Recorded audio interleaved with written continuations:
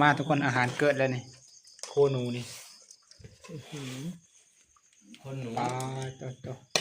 โค้งพ่อนะพ่อ คุ้มพ่อเนาะ ทีมงานเรากำลังจัดใส่โทอยู่4 คนขาด2 คน แต่ว่าเขาเจ้าไม่ได้กินน้ำ คน พาวพดเขาพาวพด โอ้ยเขาเอาไปพักเลย โอ้คัก หอม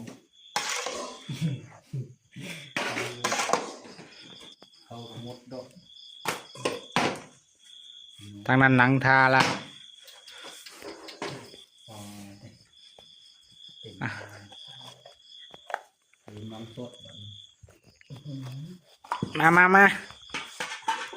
ดับดึกได้บัดนี้เลยข้าวห่อศึกพอได้นึ่งไหมได้ไหน เด็กขี่ชวนในตับมาให้ ไฟมดนี่ กู มากินหมด อย่าน้ำมุดนะ